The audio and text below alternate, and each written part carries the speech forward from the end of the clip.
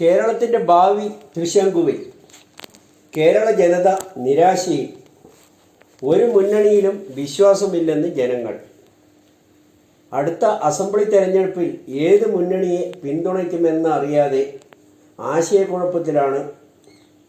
രണ്ട് മുന്നണികളെയും മാറി മാറി ഇത്രയും കാലം പിന്തുണച്ച് അധികാരത്തിൽ കയറ്റിയിട്ടും ജനദ്രോഹ ഭരണമല്ലാതെ ജനങ്ങൾക്ക് വേണ്ടിയുള്ള ഒരു സൽഭരണം ഉണ്ടായിട്ടുണ്ടോ എന്ന് കൃത്യമായി ചൂണ്ടിക്കാട്ടാൻ ആവില്ലെന്ന് തന്നെയാണ് ജനങ്ങൾ വിലയിരുത്തുന്നത്.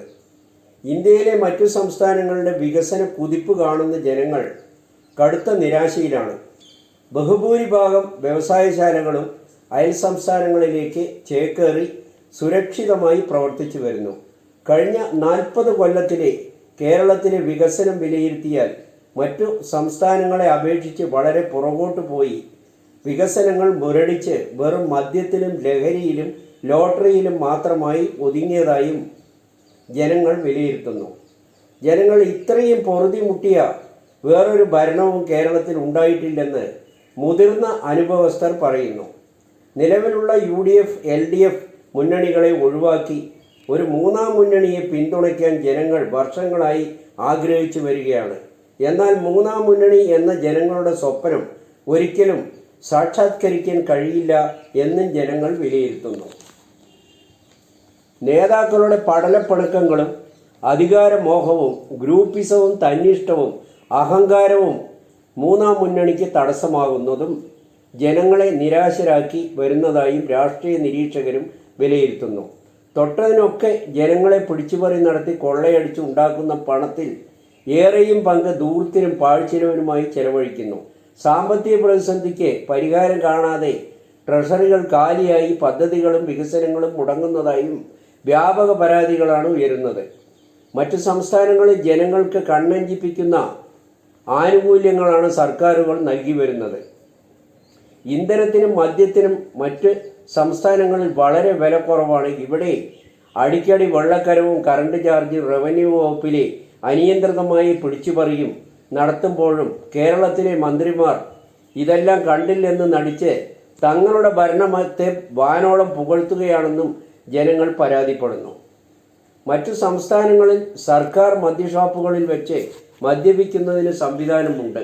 എന്നാൽ ഇവിടെയും ആ സംവിധാനം ഉണ്ടായിരുന്നത് വേണ്ടെന്ന് വെച്ച് ബാർ ഉടമകളെ സഹായിക്കുകയാണെന്നും ചൂണ്ടിക്കാട്ടുന്നു. ഈ സാഹചര്യത്തിൽ അടുത്ത അസംബ്ലി തെരഞ്ഞെടുപ്പിൽ ജനങ്ങൾ എങ്ങനെ വിധിയെഴുതുമെന്ന് കണ്ടു തന്നെ അറിയേണ്ടി വരും. ആഭ്യന്തര വകുപ്പിനെതിരെ പരക്കെ പരാതികൾ വ്യാപകമാകുന്നു. പിണറായി വിജയൻ സർക്കാർ ഭരണത്തിൽ തുടക്കം മുതൽ ഇതുവരെയും ആഭ്യന്തര വകുപ്പിനെതിരെ ആരോപണങ്ങൾക്ക് ഒരു കുറവുമില്ലാതെ തുടരുകയാണ്. പൊതുവെ ജനങ്ങൾ വിലയിരുത്തുന്നത് അതുതന്നെ. ഓരോ ദിവസവും ആഭ്യന്തര വകുപ്പിനെ എതിരെയുള്ള പരാതികളുടെ കൂമ്പാരങ്ങളാണ് റിപ്പോർട്ടുകൾ ചെയ്യപ്പെടുന്നത്. മുഖ്യമന്ത്രിക്കെതിരെ തന്നെ അനവധി ഗുരുതരമായ ആരോപണങ്ങളാണ് പ്രതിപക്ഷത്തിൻ്റെ ഭാഗത്തു നിന്ന് നിരന്തരം ഉണ്ടായിട്ടുള്ളത്. പക്ഷേ അതൊന്നും തെളിയിക്കപ്പെടാതെയാണെന്നും അതെല്ലാം നനഞ്ഞ പഴക്കമായി പോയി. എന്നിരുന്നാലും ഇന്ത്യയിലെ തന്നെ മികച്ച പോലീസ് സേനയാണ് കേരളത്തിലേതെന്ന് മുഖ്യമന്ത്രി അടക്കം പുകഴ്ത്തി വരുമ്പോഴാണ് ജനങ്ങൾ പോലീസ് സേനയെ കൈവിടുന്നത്. കഴിഞ്ഞ 9 വർഷങ്ങളായി ആഭ്യന്തര വകുപ്പ് തികഞ്ഞ പരാജയമാണെന്നാണ് ഒരു വലിയ വിഭാഗം ജനങ്ങൾ. ഓരോ സംഭവങ്ങളും അക്കമിട്ട് നിർത്തുകയാണ്.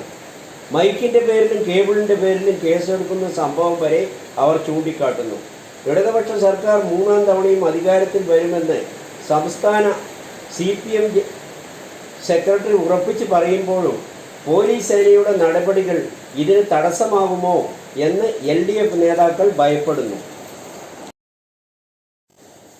ലക്സർ തോയ്ബ സ്ഥാപകൻ അമീർ ഹംസയുടെ നില ഗുരുതരം. ലാഹോറിലെ വസതിയിൽ വെച്ച് വെടിയേറ്റതായി മാധ്യമങ്ങൾ റിപ്പോർട്ട് ചെയ്യുന്നു. നിരോധിത ഭീകര സംഘടനയായ ലക്സർ തോയ്ബയുടെ സഹസ്ഥാപകൻ അമീർ ഹംസയുടെ നില ഗുരുതരമെന്ന് റിപ്പോർട്ട് ചെയ്യുന്നു. ലാഹോറിലെ വസതിയിൽ ഉണ്ടായ അപകടത്തിലാണ് അമീർ ഹംസയ്ക്ക് പരിക്കേറ്റതെന്നും ഇയാൾ ലാഹോറിലെ ആശുപത്രിയിൽ ചികിത്സയിലാണെന്നും അല്ലെന്നും വാർത്തകൾ പുറത്തു വരുന്നു. അമീർ രക്തത്തിൽ കുളിച്ച് കിടക്കുന്ന ദൃശ്യങ്ങൾ സമൂഹ മാധ്യമങ്ങളിൽ പ്രചരിപ്പിച്ചു വരുന്നുണ്ട്. എന്നാൽ അപകട കാരണത്തിൽ ഇപ്പോഴും ദുരൂഹത നിലനിൽക്കുകയാണ്. ഛത്തീസ്ഗഡിൽ സുരക്ഷാ സേനയുമായി ഏറ്റുമുട്ടലിൽ 26 മാവോയിസ്റ്റുകൾ കൊല്ലപ്പെട്ടു. ഛത്തീസ്ഗഡിൽ സുരക്ഷാ സേനയുമായി ഉണ്ടായ ഏറ്റുമുട്ടലിൽ 26 മാവോയിസ്റ്റുകളെ വധിച്ചു.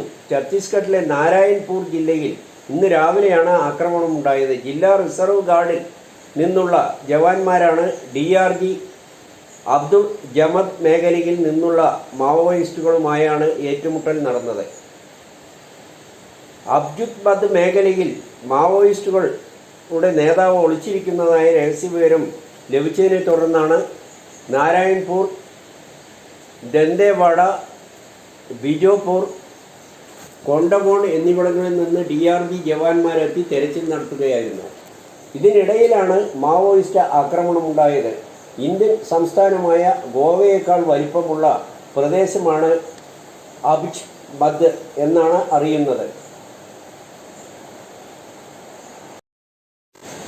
സ്മാർട്ട് റോഡ് ഉദ്ഘാടന വിവാദം, വാർത്ത നിഷേധിച്ച മുഖ്യമന്ത്രിയുടെ ഓഫീസ്. തലസ്ഥാനത്തെ സ്മാർട്ട് റോഡ് ഉദ്ഘാടനത്തിൽ നിന്ന് മുഖ്യമന്ത്രി പിന്മാറിയത് തദ്ദേശ പൊതുമരാമത്ത് മന്ത്രിമാർ തമ്മിലുള്ള തർക്കത്തെ തുടർന്നാണ് എന്ന വാർത്തകൾ നിഷേധിച്ച മുഖ്യമന്ത്രിയുടെ ഓഫീസ് ആരോഗ്യ പ്രശ്നങ്ങൾ കാരണമാണ് പരിപാടിയിൽ നിന്ന് വിട്ടുനിന്നതെന്ന് മുഖ്യമന്ത്രിയുടെ ഓഫീസ് വ്യക്തമാക്കി. മെയ് 16-ന് മുഖ്യമന്ത്രി ആരോഗ്യപരമായ കാരണങ്ങളാൽ ഉച്ചയ്ക്ക് ശേഷമുള്ള 3 പരിപാടികൾ റദ്ദാക്കിയിരുന്നുവെന്നും കാലവർഷത്തിൻ്റെ മുൻകരുതലുമായി ബന്ധപ്പെട്ട് വിളിച്ച അവലോകന യോഗവും റോഡ് ഉദ്ഘാടനവും സ്റ്റുഡൻസ് പോലീസ് കേഡറ്റുകളുടെ പരിപാടിയുമായിരുന്നു. ഇക്കാര്യം വിവിധ മാധ്യമങ്ങൾ അന്ന് റിപ്പോർട്ട് ചെയ്തതുമാണ്. എന്നാൽ ഇപ്പോൾ മറ്റ് പ്രചാരണങ്ങൾ നടത്തി സംസ്ഥാന സർക്കാരിൻ്റെ 4ാം വാർഷിക പരിപാടിയെ ശോഭ കെടുത്താനാണ് മാധ്യമങ്ങൾ ശ്രമിക്കുന്നതെന്നും വാർത്താക്കുറിപ്പിൽ പറയുന്നു.